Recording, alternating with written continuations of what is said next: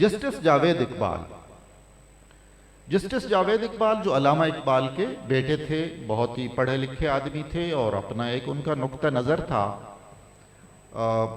میری ان سے کوئی محبت وغیرہ ہوئی اور عقیدت ہوئی تو کسی نہ کسی طرح مجھے یہ سعادت ملی کہ میں نے ان کا جنازہ پڑھایا. وہ فرمایا کرتے تھے مجھے جسٹس جاوید اقبال کہ یار سچی بات ہے، پیر محمد کرم شاہ الازہری سے ملنے کے بعد میں نے سنجیدگی سے سوچا کہ خدا بھی ہو سکتا ہے اور رسول بھی ہو سکتا ہے.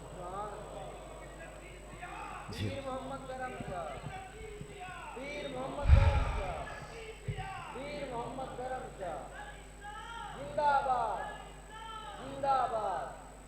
جسٹس جاوید اقبال فرماتے تھے کہ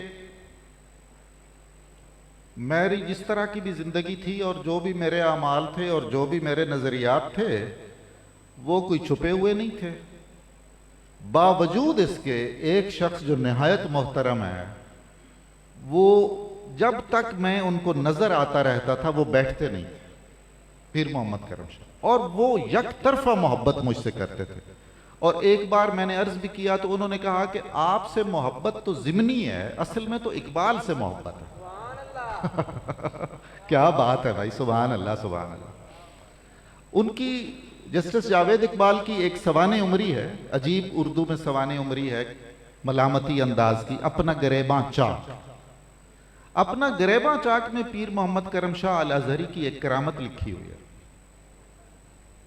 انہوں نے کہا میں نہیں مانتا کہ جو کچھ سائنس کے دائرے میں ہے وہ درست، سائنس سے ماورا جو کچھ ہے جس کو عقلیات اور جدید سائنس اتھینٹیکیٹ نہیں کرتی، وہ میرے نہ تجربے میں تھا اور نہ میرے تخیل میں تھا اور نہ میرے عقائد میں تھا. اس سے بڑا صاف گو آدمی میں نے نہیں دیکھا جسٹس جاوید اقبال سے. کہتے ہم اکٹھے گئے، کوئی یہ عدلیہ وغیرہ کی کوئی کانفرنس تھی، پتہ نہیں افریقہ یا کہاں، تو مجھے کوئی عجیب و غریب کیڑا کاٹ گیا اور سوجن ہو گئی بہت. تو حضرت پیر صاحب نے قریب آ کے کہا کہ جناب جسٹس صاحب آپ کو کوئی یہ سوجن نظر آ رہی ہے؟ تو میں نے کہا جی درد بھی بہت ہے اور کیڑا بھی کاٹ، آپ پڑھیے گا اپنا گریباں چاک میں سے وہ. تو پھر انہوں نے نہایت ہی انکسار سے کہا کہ اگر آپ اجازت دیں تو میرے آباء و اجداد سے مجھے کوئی اس سلسلے میں کچھ ایک میں کام کر سکتا ہوں، آپ کا درد بھی ختم ہو جائے گا اور سوجن بھی ختم ہو جائے گی. جاوید صاحب نے لکھا ہے کہ میں نے یہ سوچ کر کہ بہت شریف آدمی ہیں، بہت بڑے عالم ہیں، بہت نیک آدمی ہیں، نہ سوجن کم ہونی ہے نہ درد میرا جانا ہے، ان کا میں دل نہ توڑوں. میں نے کہا جی کر لیں. کہتے انہوں نے کیا اور کہتے میں آج تک نہیں سمجھ سکا کہ سوجن بھی ختم ہو گئی اور درد بھی ختم ہو گیا. یہ وہ گواہی ہے اور وہاں سے آئی ہے جہاں اس طرح کے آپ اور ہم اسی پس منظر کے ہیں.